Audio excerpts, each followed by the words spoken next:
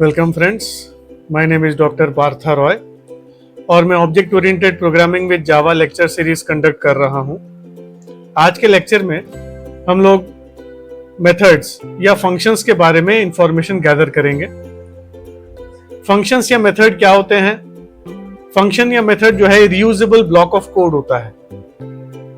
Function या method reusable block of code होता है जिसके अंदर हम जो भी कोड लिखते हैं उसको हम बार बार एग्जीक्यूट करवा सकते हैं। फंक्शंस या मेथड्स का मेन जो यूटिलिटी है, एक तो रीयूजेबिलिटी ऑफ कोड है, दूसरा है मॉड्यूलराइजेशन ऑफ कोड, जिसमें कि हम एक सिंगल सेट ऑफ एक्टिविटीज या एक इंटेंशन को मतलब फुलफिल करने के लिए एक सेट ऑफ एक्टिविटीज का कोड लिखते हैं और उसको एक यूनिट रीयूजेबल ब्लॉक में रखते हैं, मॉड्यूल बना के रखते हैं। इससे हमारा कोड ऑर्गेनाइजेशन इंप्रूव होता है। जो यूटिलिटी फंक्शंस हैं उनको हम अलग से रख सकते हैं और उन फंक्शंस या मेथड्स को अलग से यूज कर सकते हैं। फंक्शन जो है या मेथड जो है उसका जो नेम होता है, मेथड या फंक्शन का नेम होता है, वो हमको जो आइडेंटिफायर नेमिंग कन्वेंशंस हैं उनको फॉलो करते हुए रखना पड़ता है। तो कोई भी फंक्शन या मेथड हम बनाते हैं उसका एक नेम होना चाहिए जिससे हम उसको यूनिकली आइडेंटिफाई कर सकें, और साथ में नेम के साथ उसमें पैरेंथेसिस लगता है। सो पैरेंथेसिस लगने का मतलब क्या हुआ? जैसे हमको कोई मेथड बनाना है, जैसे हमने बोला से M1 नाम से हमको एक मेथड बनाना है। So we want to create a method जिसका जो है नाम M1 है। तो M1 मेथड के साथ हम क्या करेंगे? राउंडेड ब्रैकेट्स का यूज करेंगे। सो M1 मेथड जो है वो एक आइडेंटिफायर नेम हो गया और उसके साथ हमने राउंडेड ब्रैकेट्स यूज कर लिया। इससे हम पता लगा सकते हैं, मतलब हम आइडेंटिफाई कर सकते हैं दिस इज ए मेथड या फंक्शन। तो फंक्शन नेम या method name should be accompanied with parenthesis या राउंडेड ब्रैकेट्स के साथ वो जो होना चाहिए। प्लस इसमें जो है हम एक और चीज प्रोवाइड कर सकते हैं, that is the body of the function या बॉडी ऑफ द मेथड। तो बॉडी ऑफ द मेथड के लिए हम क्या करते हैं? कर्ली ब्रैकेट्स का यूज करते हैं। सो कर्ली ब्रैकेट्स के अंदर हम जो भी कोड लिखेंगे that will be the code या कोड ब्लॉक जो इस मेथड के नाम पे रिजर्व किया जाएगा। यहां पे जो भी हम कोड लिखेंगे that code will be reserved under the name of this method. M1 के नाम पे उसको रिजर्व किया जाएगा। तो इसका क्या फायदा होगा कि जब भी हम M1 मेथड को विद पैरेंथेसिस हम जो है उसको कॉल करेंगे तो उतने बार जो M1 मेथड के अंडर में रिजर्व किया हुआ कोड है वो उतने बार एग्जीक्यूट हो जाएगा। तो इसमें हम दो चीजें हमको देखनी पड़ेंगे। एक तो होता है मेथड का डेफिनेशन और एक मेथड का इसका कॉलिंग। तो हम इसको और भी देखेंगे। मेथड के दो कैटेगरीज हैं, मेथड या फंक्शंस के दो कैटेगरीज हैं। एक है बिल्ट इन मेथड्स, एक है प्रोग्रामर डिफाइंड, दूसरा है प्रोग्रामर डिफाइंड या user defined methods. Built in methods वो मेथड्स हैं जो ऑलरेडी JVM में डिफाइंड है, उसको हमको बनाना नहीं पड़ता, वो ऑलरेडी बने हुए हैं। तो जैसे फॉर एग्जांपल हमने कुछ प्रोग्राम प्रीवियस लेक्चर्स में भी देखा था, जैसे हम system.out.println यूज करते हैं, साथ में ब्रैकेट्स पैरेंथेसिस यूज किया, सेमीकोलन लगाया, फिर यहाँ पे जैसे अपन लिखा वेलकम डबल कोट्स में लिखा। सो हम ऑब्जर्व कर सकते हैं जो println लिखा है उसके साथ पैरेंथेसिस यूज हुआ है या राउंडेड ब्रैकेट्स का यूज किया गया है। तो इसका मतलब println क्या है? इट इज ए मेथड, और ये मेथड जो है वो प्री डिफाइंड है, हमने नहीं बनाया, ये बिल्ट इन मेथड है। ऐसे बहुत सारे मेथड्स हैं जो बिल्ट इन है, जो जावा में ऑलरेडी डिफाइंड है, JVM में ऑलरेडी डिफाइंड है, जावा लैंग्वेज में, उनका हम बिल्ट इन मेथड्स बोलते हैं। और प्रोग्रामर डिफाइंड मेथड्स वो है जो हम खुद बनाते हैं। जैसे हमने बनाया, जैसे मैं अभी बना रहा हूं, जैसे void M1 एक मेथड बना दिया मैंने और इसमें कुछ कोड लिख दिया। तो नाउ दिस M1 मेथड जो है इट इज डिफाइंड बाय मी, तो ये हमारा क्या हो गया? प्रोग्रामर डिफाइंड हो गया। तो दो टाइप के मेथड्स हैं, एक बिल्ट इन मेथड्स हैं जो JVM में या जावा में ऑलरेडी प्री डिफाइंड है, उनको हमको बनाना नहीं पड़ता है, प्रोग्रामर डिफाइंड वो है जो हम खुद अपने हिसाब से कस्टमाइज्ड वे में बनाते हैं। मेथड से रिलेटेड और इंफॉर्मेशन ये है कि जब भी हम मेथड बनाते हैं उसमें ब्लॉक ऑफ कोड रहता है। तो एक कर्ली ब्रैकेट्स हम यूज कर रहे हैं, इसके अंदर ब्लॉक ऑफ कोड होता है। इसमें जो हम कोड लिखते हैं उसको हम लोग बोलेंगे ब्लॉक ऑफ कोड। तो इसके अंदर जो हम लिख रहे हैं that will be known as block of code, ठीक है। या इसको मेथड बॉडी भी बोलते हैं, या इसको मेथड डेफिनेशन भी बोलते हैं, डेफिनेशन ऑफ द मेथड भी बोला जाता है। तो कर्ली ब्रैकेट्स के अंदर जो हम लिखते हैं मेथड नेम के बाद, उसको हम बोलते हैं body of the function, body of the method, या ब्लॉक ऑफ कोड, या डेफिनेशन ऑफ द मेथड, ठीक। जो मेथड का नेम है, जो मेथड का नेम है उसको हम जब लिखते हैं तो वो आइडेंटिफायर नेमिंग कन्वेंशंस को फॉलो करना चाहिए। जैसे फॉर एग्जांपल अगर मैंने M1 लिखा है so it is a valid name. अगर मैंने 1M1 लिख दिया तो इनवैलिड हो जाएगा, या M के बाद मैंने स्पेस लगा के 1 लिखा तो गलत हो जाएगा। तो spaces are not allowed, starting should be an alphabet, या अंडरस्कोर से भी शुरू किया जा सकता है, अंडरस्कोर M1 भी सही है, ठीक। इसके अलावा और जो हम लोग ने नेमिंग कन्वेंशंस में देखा था उसको ध्यान में रखते हुए हमको इसका नाम रखना पड़ेगा। हम कीवर्ड्स यूज नहीं कर पाएंगे, जैसे हम मेथड के नाम में जैसे मुझे रखना है float, so I can not keep this word. Float नाम से मैं जो है I can not create a method because float is already pre defined keyword. तो जो प्री डिफाइंड कीवर्ड्स हैं उनको हम यूज नहीं कर सकते फॉर नेमिंग द मेथड्स। सो हम लोग मेथड जब क्रिएट करते हैं उनका नेमिंग कन्वेंशन को हमको जो आइडेंटिफाइड नेमिंग कन्वेंशंस हैं उनको फॉलो करते हुए करना पड़ेगा। फंक्शंस में या मेथड्स में दो चीजें होती है, एक डेफिनेशन ऑफ द मेथड होता है, एक होता है calling of the method. So definition of the method कैसे होगा? मेथड का नाम लिखेंगे, राउंडेड ब्रैकेट्स यूज करेंगे, इनपुट पैरामीटर्स देंगे। तो इनपुट पैरामीटर्स क्या है कि मेथड नेम के साथ ये एसोसिएटेड पैरामीटर्स हैं जिसमें हम वैल्यूज रख सकते हैं, और ये वैल्यूज कहाँ यूज होंगे? मेथड के बॉडी के अंदर में, तो उसके डेफिनेशन वाला पार्ट है वहां पे यूज होगा। सो जब हम डिफाइन करते हैं मेथड को तो हम क्या करते हैं? मेथड नेम, इसमें रिटर्न टाइप भी रहता है साथ में, मेथड नेम, उसके बाद फिर हम राउंडेड ब्रैकेट्स यूज करते हैं। राउंडेड ब्रैकेट्स के अंदर जो है पैरामीटर्स का नेम्स देते हैं। जब हम पैरामीटर नेम्स देते हैं तो डेटा टाइप्स भी स्पेसिफाई करना पड़ता है। और कर्ली ब्रैकेट जो बॉडी ऑफ द मेथड है, ये जो कर्ली ब्रैकेट वाला एरिया है जो बॉडी ऑफ द मेथड है, यहाँ पे मेथड का डेफिनेशन होगा जहां पे ये पैरामीटर्स के वैल्यूज को हम यूज कर सकते हैं। ये हो गया डेफिनेशन ऑफ द मेथड या फंक्शन। अब कॉलिंग ऑफ द फंक्शन क्या है? कॉलिंग ऑफ द फंक्शन में क्या करते हैं हम लोग? मेथड का नेम स्पेसिफाई करते हैं और साथ में इनपुट आर्गुमेंट्स देते हैं। अब इनपुट आर्गुमेंट से क्या मतलब हुआ? इनपुट आर्गुमेंट्स में जो हम वैल्यूज देते हैं वो इन पैरामीटर्स में जाके सेव हो जाता है। इनपुट आर्गुमेंट्स में जो वैल्यूज देते हैं हम लोग वो जाके कहां सेव होगा? इनपुट पैरामीटर्स में करस्पॉन्डिंगली सेव हो जाएगा। और इनपुट आर्गुमेंट्स देने के बाद हम सेमीकोलन लगाते हैं, तो this becomes the method calling या फंक्शन कॉलिंग बोलते हैं इसको। तो कॉलिंग ऑफ द मेथड से क्या होगा? Calling of the method causes the execution of the body of the method. तो मेथड जब हम कॉल कर रहे हैं तो इस मेथड के नेम पे जो कर्ली ब्रैकेट के अंदर बॉडी ऑफ द फंक्शन दिया हुआ है, बॉडी ऑफ द मेथड दिया है, वो एक बार एग्जीक्यूट हो जाएगा। तो जितने बार हम कॉलिंग करेंगे मेथड का उतने बार ये जो ब्लॉक ऑफ कोड है वो एग्जीक्यूट हो जाएगा, मतलब वो रन हो जाएगा, टॉप डाउन एक बार रन हो जाएगा। मेथड डेफिनेशन और मेथड कॉलिंग के ऊपर और थोड़ा सा हम ऑब्जर्वेशन करते हैं। जो इनपुट पैरामीटर्स और इनपुट आर्गुमेंट्स वाला जो पोर्शन अपन ने देखा था, जैसे ये इनपुट पैरामीटर्स हैं, तो इनपुट पैरामीटर्स हम कहाँ रखते हैं? मेथड के डेफिनेशन में रखते हैं, और इनपुट आर्गुमेंट्स हम कहाँ देते हैं? मेथड के कॉलिंग में देते हैं। सो ये वर्क कैसे करता है?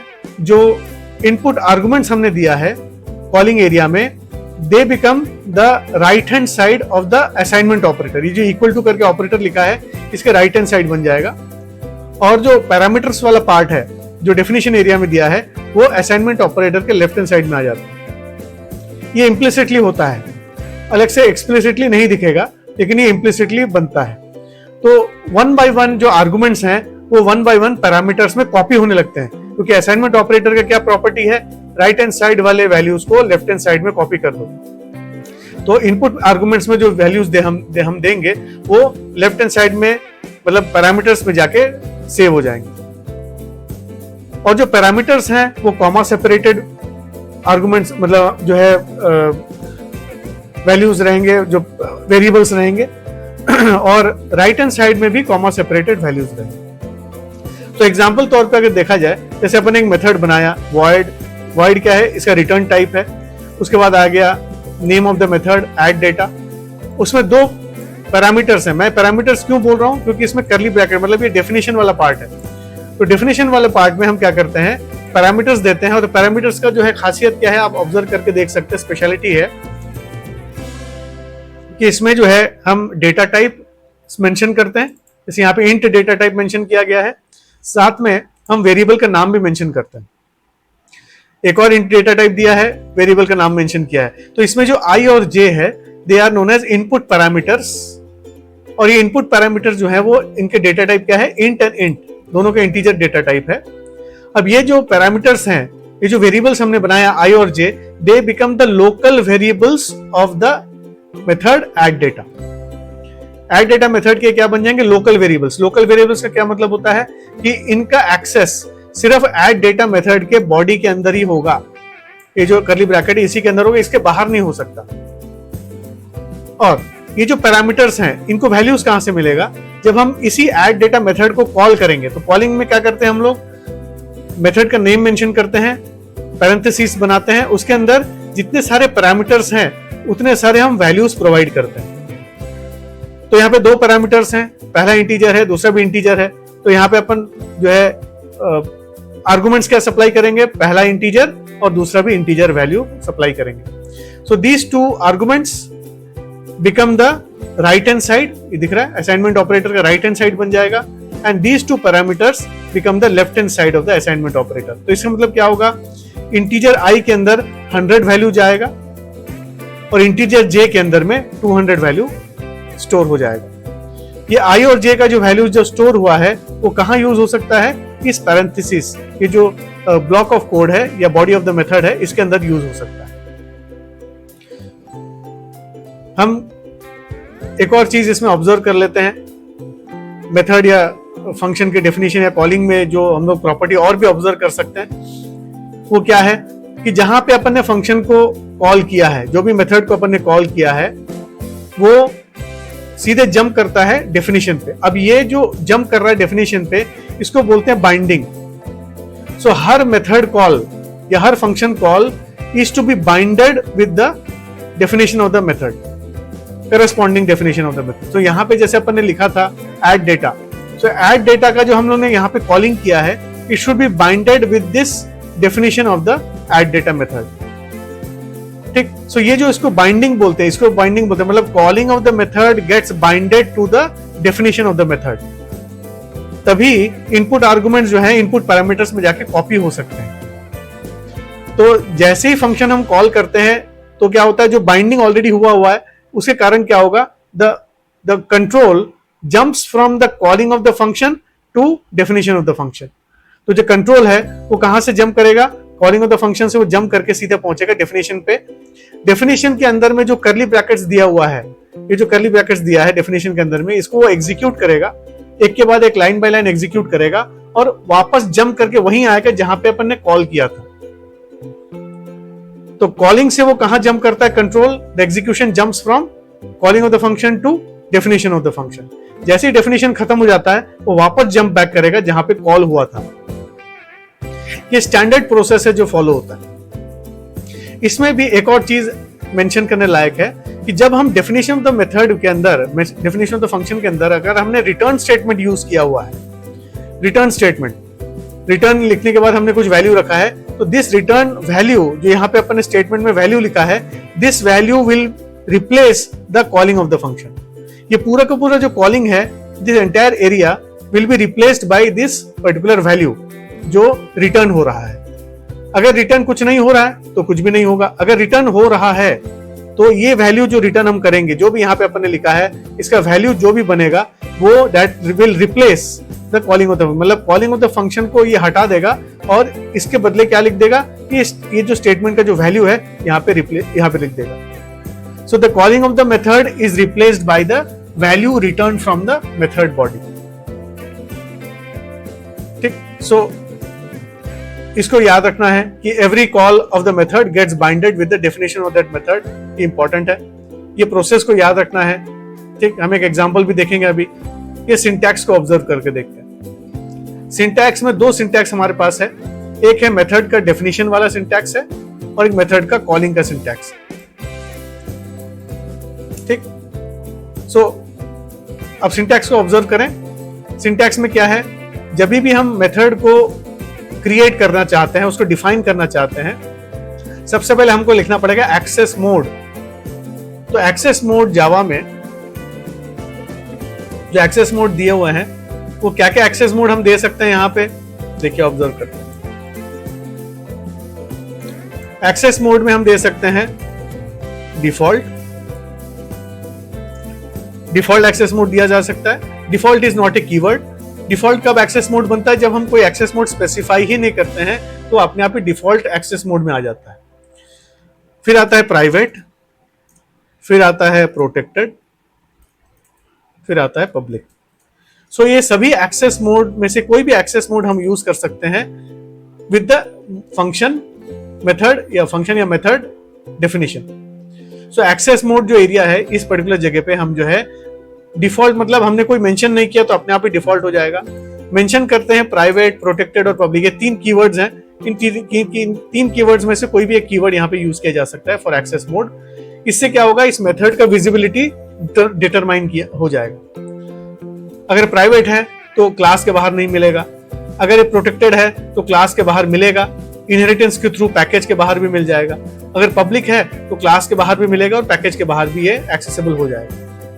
उसके बाद आता है रिटर्न टाइप। रिटर्न टाइप क्या है कि जब मेथड, ये जो मेथड है, ये जो फंक्शन का डेफिनेशन वाला पार्ट है, जो कर्ली ब्रैकेट ओपन क्लोज है, ये बॉडी ऑफ द मेथड बोलते हैं, ये जब खत्म होगा, उसमें अगर कोई रिटर्न स्टेटमेंट अपन ने लिखा है तो रिटर्न वैल्यू क्या करेगा, कौन सा डेटा टाइप का वैल्यू ये रिटर्न करने वाला है, यहाँ पे हम वो मेंशन करते हैं। So return type is the type of data या data type of the data that will be returned by the method when the method ends.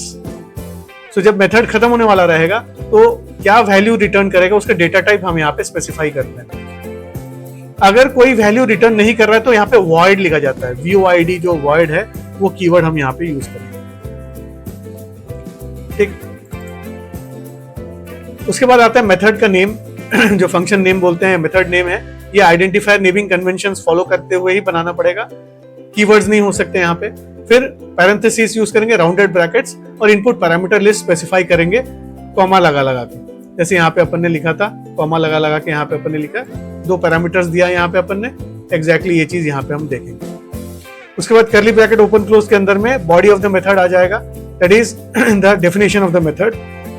This definition will be executed जब मेथड को call किया जाएगा। अब इसी method को अगर मुझे कॉल करना है तो क्या करना पड़ेगा, अब ऑब्जर्व करना इंपॉर्टेंट है कि जावा में जब भी हम कोई चीज बनाते हैं बिना क्लास के नहीं बनता है। इसका मतलब जब भी हम मेथड बनाएंगे तो नेचुरली वो किसी क्लास के अंदर बनेगा, तो उस क्लास का ऑब्जेक्ट हमको बनाना पड़ेगा, इंस्टेंस बनाना पड़ेगा, और इंस्टेंस बनाने के बाद ही हम इस मेथड को एक्सेस कर पाएंगे।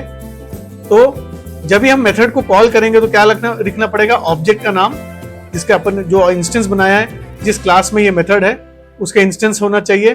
फिर डॉट ऑपरेटर लगेगा, dot is our member access operator. ये जो मेंबर एक्सेस ऑपरेटर है, ये बता रहा है कि इस ऑब्जेक्ट के अंदर का मेथड को हम कॉल करना चाहते हैं। उसके बाद फिर मेथड का नाम लेंगे, जो मेथड का नाम हमने यहाँ पे बनाया है, स्पेसिफाई किया है। उसके बाद ब्रैकेट्स के अंदर, राउंडेड ब्रैकेट्स के अंदर इनपुट आर्गुमेंट्स देंगे, जो इनपुट पैरामीटर्स में जाके कॉपी हो जाएंगे, और लास्ट में सेमीकोलन यूज करेंगे, यहाँ पे सेमीकोलन यूज करेंगे। सो ये हो गया मेथड्स या फंक्शंस रिलेटेड बेसिक इंफॉर्मेशन। अभी हम कोडिंग के थ्रू ऑब्जर्व करते हैं, ये पूरी चीजें हम कोडिंग के थ्रू ऑब्जर्व करेंगे। So let us start. तो हम एक क्लास क्रिएट करते हैं सबसे पहले, जैसे क्लास ए अपन ने बना लिया। अब इसमें एक मेथड बनाते हैं, void f1 मैंने एक मेथड बनाया, या m1 नाम से एक मेथड बना लेते हैं। ठीक है, इसमें हम जो है कोई पैरामीटर नहीं देते हैं, हम सिर्फ एक स्टेटमेंट लिखते हैं f1 कॉल्ड। तो f1 अगर मेथड कॉल होगा तो f1 कॉल्ड जो है वो हमको आउटपुट में दिखेगा। एक और मेथड बना लेते हैं m2 करके, इसमें कुछ पैरामीटर्स दे देते हैं, जैसे i j, दो पैरामीटर्स अपन ने दे दिया। और इसके अंदर में कुछ कोड लिख लेते हैं, जैसे इंटीजर रिजल्ट इक्वल टू से i plus j, and I want to say print करते हैं, जैसे यहाँ पे रिजल्ट को प्रिंट कर देते हैं।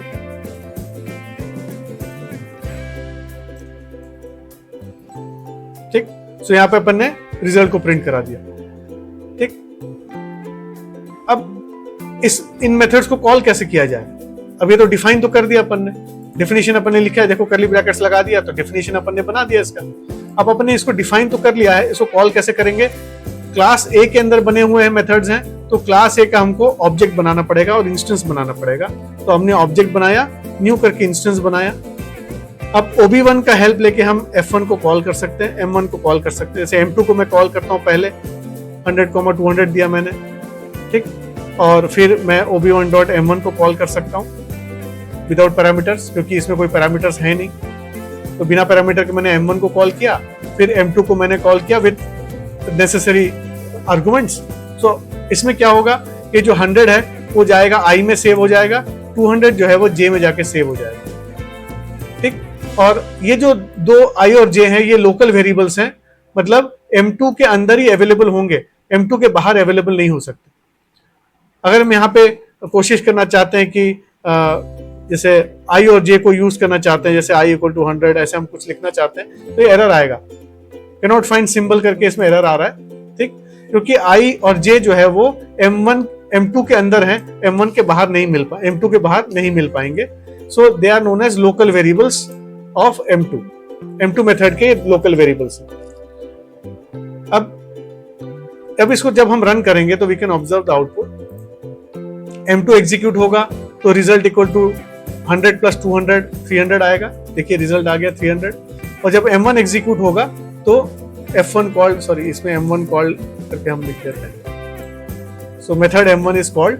सो ये अपन को इस लाइन नंबर 12 का आउटपुट हमको मिलता है। तो लाइन नंबर 11 का आउटपुट क्या है? Result equal to 300। और लाइन नंबर 12 का आउटपुट क्या है? M1 called. ये हो गया मतलब बेसिक तरीका हमारा मेथड यूज करने का। अब एक और चीज इसमें ऑब्जर्व करेंगे हम लोग कि अलग अलग प्रकार से हम मेथड्स को बना सकते हैं और एक ही पर्पस को कंप्लीट करने के लिए हम बहुत सारे जो है मेथड्स बना सकते हैं विद द सेम नेम। अब उसको हम क्या बोलते हैं? मेथड ओवरलोडिंग बोला जाता है उसको। तो मेथड ओवरलोडिंग का क्या मतलब हुआ? नेम सेम होना चाहिए लेकिन पैरामीटर लिस्ट अलग अलग होगा। रिटर्न टाइप से कोई फर्क नहीं पड़ता। जैसे यहाँ पे मैं चाहूं तो इस M1 मेथड को दोबारा बना सकता हूं। सो M1 method without arguments, without parameters, and M1 method with parameters. तो इसमें इसका खासियत क्या है कि नेम सेम है लेकिन एक्टिविटी अलग अलग है। इसमें जो डेफिनेशन वाला पार्ट है, ये एक्टिविटी जो कर रहा है ये अलग अलग कर रहा है। तो आप ऑब्जर्व करो यहाँ पे M1 जब मैं कॉल कर रहा हूँ विद 2 आर्गुमेंट्स, तो ये 2 आर्गुमेंट वाला M1 मेथड कॉल होगा, और ये जो विदाउट आर्गुमेंट वाला जो अपने M1 कॉल किया तो ये विदाउट पैरामीटर वाला M1 कॉल होगा। So this M1 will be binded with this M1 and call of this M1 without parameters will be binded with this M1। तो जब हम इस M1 को कॉल करेंगे तो ये पैरामीटर वाला M1 को कॉल करेगा, रन करेगा, और जब हम इस M1 को कॉल करेंगे तो बिना पैरामीटर वाले M1 को रन करेगा। आउटपुट देखिएगा, आउटपुट वही आएगा, आउटपुट में हमको कोई दिक्कत नहीं आएगा। ठीक, सो इसको हम लोग बोलते हैं मेथड ओवरलोडिंग। इसको मेथड ओवरलोडिंग का कॉन्सेप्ट कहा जाता है। मेथड्स में एक और चीज हम ऑब्जर्व करेंगे, अभी देखिएगा हम जैसे एक ऐड करके ही मेथड बना रहे हैं, तो ऐड मेथड को अलग अलग तरीके से कैसे बनाया जा सकता है आप ऑब्जर्व करके देखें। सो मैं इस कोड को थोड़ा सा चेंज करूंगा अभी। सो सबसे पहले मैं बना रहा हूं void add। अब इसमें एक और मैं चीज आपको बताऊंगा। अब इसमें हमें काम करते हैं, इसमें ऐड करेंगे एक स्कैनर क्लास का ऑब्जेक्ट बना रहा हूं, system.in यूज करेंगे। ये ऑलरेडी हम लोग ने प्रीवियस लेक्चर्स में देखा है। स्कैनर क्लास का जो ऑब्जेक्ट यूज करके हम इनपुट्स ले सकते हैं फ्रॉम कीबोर्ड। ठीक, सो ये इनपुट मांगेगा और ये जो इनपुट लेंगे हम, जैसे 2 वैल्यूज को ऐड करने का ले लेते हैं। इंटीजर I = ऐसे से पहले तो हम यूजर को बताते हैं enter a value, enter first value. जो यूजर एंटर करेगा उसको अपन इंटीजर आई में स्टोर कर लेते हैं, sc.nextInt, और दूसरे में एंटर सेकंड वैल्यू, इसको हम स्टोर कर लेते हैं जे के अंदर।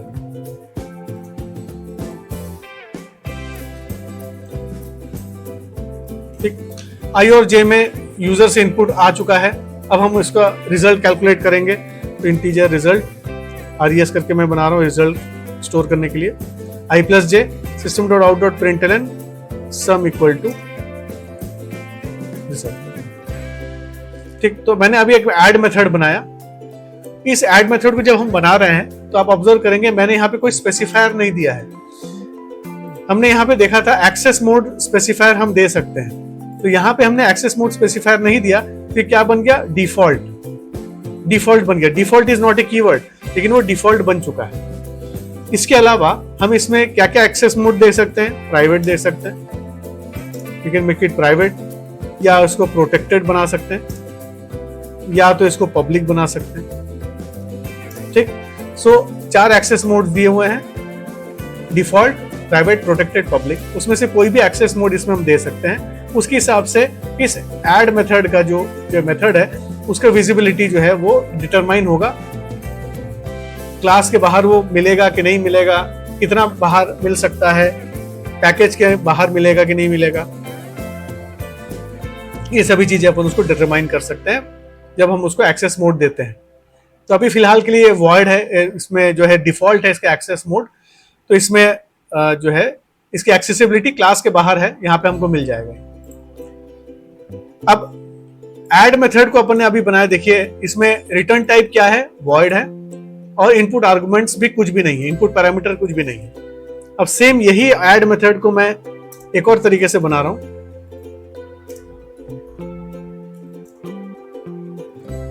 देखिए इसमें हम लोगों ने क्या किया, रिटर्न टाइप वॉइड है, तो इसमें हमने क्या किया, return type void and no input parameters, without input parameters के बनाया। सेम ऐड फंक्शन है।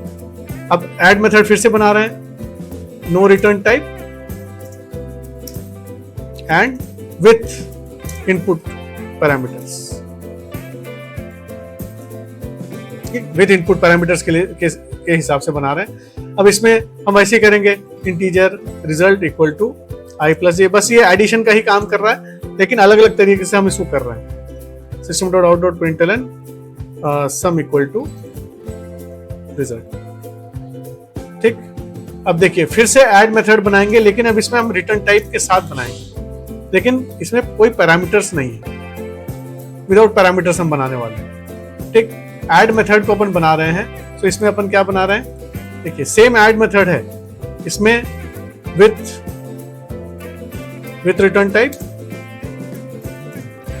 एंड नो इनपुट पैरामीटर्स, बिना इनपुट पैरामीटर्स के बनाएंगे।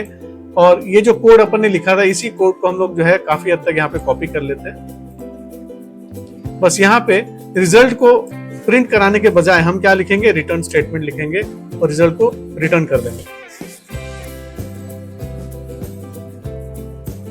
ठीक, अब इसमें एक आप ऑब्जर्व करेंगे, इसमें जो है एरर आ रहा है। एरर क्यों आ रहा है, ऑब्जर्व करिए कि हमने अभी क्या किया, ऐड मेथड के नाम से हम लोग ने जो है 3 मेथड्स क्रिएट किए, 3 अलग अलग बॉडीज हैं इसके, 3 अलग अलग इसके कोड सेगमेंट्स हम लोगों ने बनाया।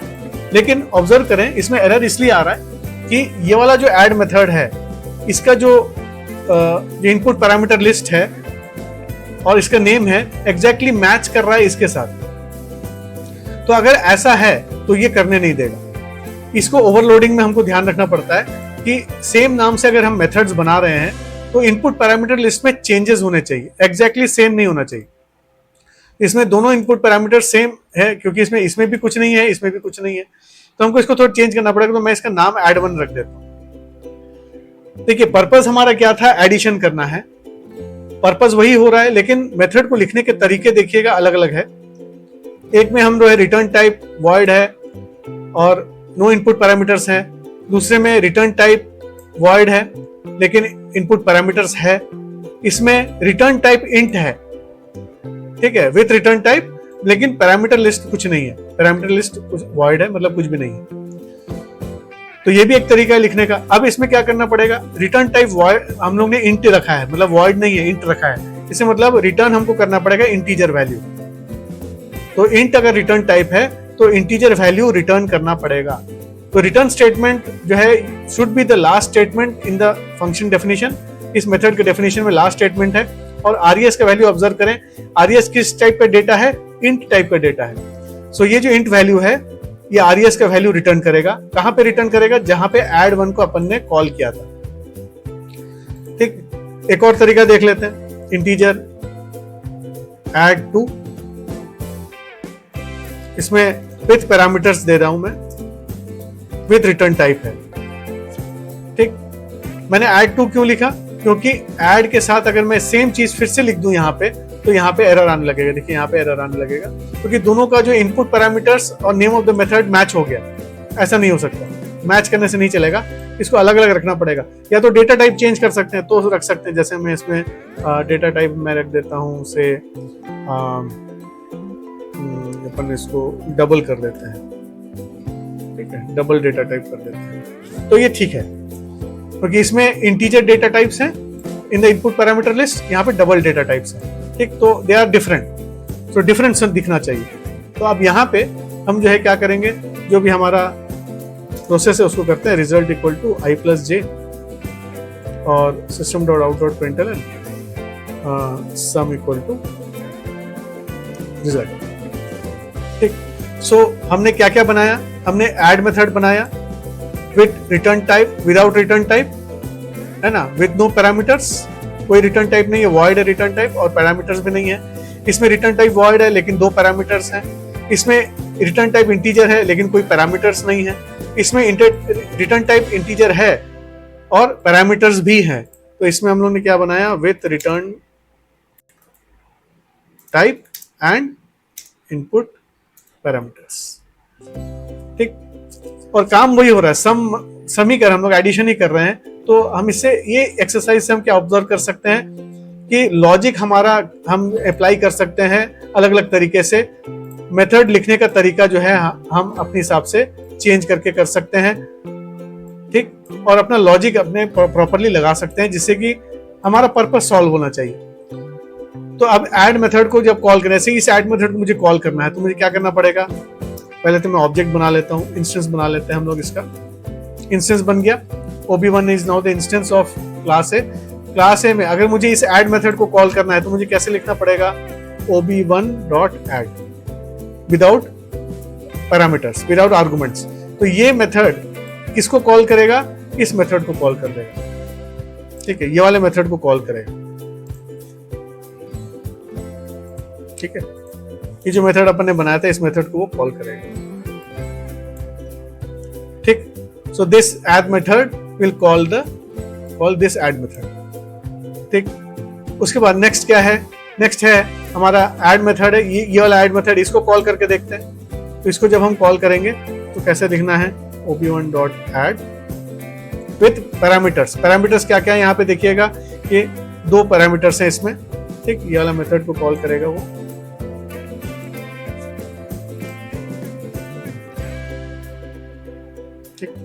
सो ये 2 पैरामीटर वाले मेथड को कॉल करेगा, जैसे 100, 200 दिया अपन ने। 100 कहाँ जाएगा, i में स्टोर हो जाएगा, 200 जाएगा j में स्टोर हो जाएगा। i और j का एडिशन होके इसमें रिजल्ट हमको दिखेगा।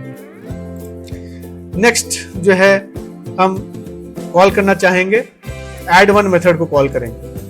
अब ऐड वन मेथड को जब हम कॉल करेंगे तो उसमें हमको याद ध्यान रखना पड़ेगा, इसमें रिटर्न टाइप इंटीजर है। इसका मतलब ये जो वैल्यू रिटर्न होने वाला है उस वैल्यू को हमको कहीं सेव करना पड़ेगा। तो ऐड वन को जब हम कॉल करेंगे तो हम एक रिजल्ट करके मेथड, एक वेरिएबल बना लेंगे, OB1 dot add one method call करेंगे। ये वाला ऐड वन मेथड कॉल होगा। ठीक, ये वाला ऐड वन मेथड कॉल होगा। ठीक, और ये जो ऐड वन मेथड है वो इंटीजर वैल्यू रिटर्न करेगा। उस इंटीजर वैल्यू को हम कहाँ स्टोर कर रहे हैं, आरईएस करके वेरिएबल इसमें स्टोर कर लेंगे और इसको हम दिखा देंगे सम इक्वल टू प्लस RES। ठीक, उसके बाद नेक्स्ट क्या है हमारा, ये वाला ऐड मेथड है, इसको हम कॉल करना चाहेंगे। तो इसको कॉल करने के लिए हमको क्या करना पड़ेगा, फिर से OB1 का हेल्प लेंगे। ठीक, RES equal to OB1 dot add, bracket में डबल वैल्यूज देंगे, जैसे 12.45 एक डबल वैल्यू हो गया, एंड से 45.67 ये अपना दूसरा डबल वैल्यू हो गया। तो ये कौन सा मेथड कॉल होगा, ये वाला मेथड कॉल होगा। ठीक, ये मेथड कॉल हो जाएगा। सो हम ऑब्जर्व कर सकते हैं, अब ये जो है इस कॉल के कारण ये मेथड कॉल होगा, इस कॉल के कारण ये मेथड कॉल होगा, इस कॉल के कारण ये मेथड कॉल होगा, और इस कॉल के कारण ये वाला मेथड कॉल होगा। अब एक चीज इंपॉर्टेंट इसमें ऑब्जर्व करना है, जैसे ही मेथड कॉल होगा ये इसके डेफिनेशन पे जंप करेगा, ऊपर जो डेफिनेशन दिया हुआ इस पे जंप करेगा, और डेफिनेशन को एग्जीक्यूट करने के बाद वापस इसी जगह पे आ जाएगा। फिर ये वाला एग्जीक्यूट होगा, फिर से इसके डेफिनेशन पे जंप होगा फिर डेफिनेशन में जंप करने के बाद डेफिनेशन को एग्जीक्यूट करने के बाद वापस यहीं पे वो जंप बैक करेगा। फिर जब ये मेथड को हम कॉल करेंगे फिर से ये उसके डेफिनेशन में जंप करेगा, ऐड वन के डेफिनेशन में जंप करेगा, और जो रिटर्न वैल्यू RES ये कहां पहुंचेगा, जहां पे अपन ने कॉल किया था। So this entire call will be replaced by the value return. तो रिटर्न वैल्यू जो RES था, ये जो RES वाला वैल्यू है, दैट विल अपीयर हियर यहां पे आ जाएगा। तो RES जो अपन ने यहाँ पे रिटर्न किया है उसका वैल्यू यहाँ पे आ जाएगा, that this call entire statement जो है ये रिप्लेस हो जाएगा विद द वैल्यू रिटर्न। और वो वैल्यू कहां पे स्टोर कर रहे हैं, RES में स्टोर कर रहे हैं, जिसको अपन डिस्प्ले करा। सिमिलरली OB1 डॉट ऐड, जब हम लोग ये डबल वाला वैल्यूज को सप्लाई करेंगे तो अगेन यहाँ पे भी रिटर्न टाइप इंट है तो हमको यहाँ पे यहाँ पे हमको रिटर्न करना पड़ेगा, रिटर्न स्टेटमेंट यूज करेंगे, यहाँ पे RES के वैल्यू को रिटर्न बैक करेंगे, इसमें डबल वैल्यू होगा।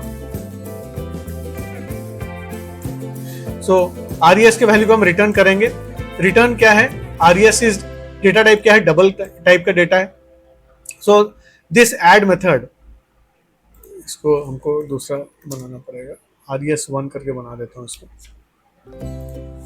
And system dot out dot println sum equal to RES1 ले लेते हैं। सो इसमें क्या होने वाला है, OB1 डॉट ऐड, दो हम लोग ने डबल वैल्यूज दिया है, 12.45 45.67।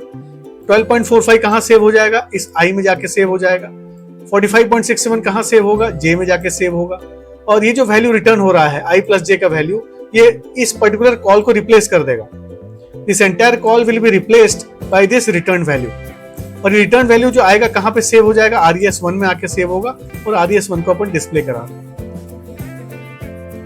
सो अब इसको रन करके देखते हैं। तो अब ऑब्जर्व करके देख सकते हैं, यहाँ पे पहला वैल्यू मांग रहा है। तो पहला वैल्यू कहां पे मांग रहा है, कौन से मेथड के कारण पहला वैल्यू हमको मिल रहा है, ये वाले मेथड के कारण, ये वाला मेथड ऐड मेथड यहाँ पे मांग रहा है। देखिए फर्स्ट वैल्यू यहाँ पे वो मांग रहा है। सो फर्स्ट वैल्यू देंगे तो I में जाके स्टोर हो जाएगा, अपन ने 111 दिया। दूसरा वैल्यू जब देंगे तो J में जाके स्टोर हो जाएगा, और उसके बाद रिजल्ट जनरेट होगा, सम इक्वल टू करके आएगा। ठीक, ये हो गया। नेक्स्ट जो है ऐड वन मेथड जो है वो कॉल हो रहा है, देखिए। उसके बाद देखिएगा ये ऐड मेथड कॉल हुआ, 100 प्लस 200 300 हमको आउटपुट में मिला, सम का वैल्यू। उसके बाद ऐड वन मेथड कॉल हुआ है। ऐड वन मेथड को ऑब्जर्व करें, ऐड वन मेथड में अगेन यूजर से इनपुट लिया जा रहा है। तो पहला वैल्यू मांग रहा है, वो पहला वैल्यू कहां जाके स्टोर होगा, I में जाके स्टोर हो जाएगा, से 444। दूसरा वैल्यू मांग रहा है जो J में जाके स्टोर हो जाएगा, से 555। तो रिजल्ट आएगा सम 99999 आएगा। और नेक्स्ट कौन सा मेथड कॉल हुआ था, 12.45 और 45.67 वाला जो अपने पैरामीटर्स आर्गुमेंट्स दिए थे, तो उसका रिजल्ट हमको ये मिलेगा, सम जो है यहाँ से हमको ये वाला आउटपुट में मिलेगा। तो ये जब हम मेथड्स यूज करते हैं तो ये अलग अलग तरीके हैं जिससे हम ये मेथड्स को यूज करते हैं। तो हम लोग एग्जांपल में हम लोग क्या ऑब्जर्व किया कि मेथड ओवरलोडिंग भी हो सकता है, एक ही नाम से बहुत सारे मेथड्स हम बना सकते हैं, लेकिन हमको ध्यान रखना पड़ता है इनपुट पैरामीटर लिस्ट अलग अलग होना चाहिए।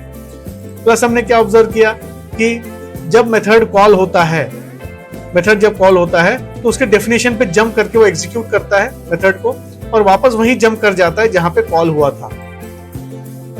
एक और चीज हमने क्या ऑब्जर्व किया कि जैसे हम मेथड को कॉल करते हैं तो वो डेफिनेशन पे जंप करेगा। अगर उसमें रिटर्न स्टेटमेंट दिया हुआ है तो रिटर्न वैल्यू को यहां भेजेगा, कहां पे, इस पर्टिकुलर कॉल को रिप्लेस करने के लिए भेज देगा। तो ये जो वैल्यू आएगा that will B replacing this call, method call को रिप्लेस कर देगा। ये प्रोसेस भी अपन ने ऑब्जर्व करके देखा।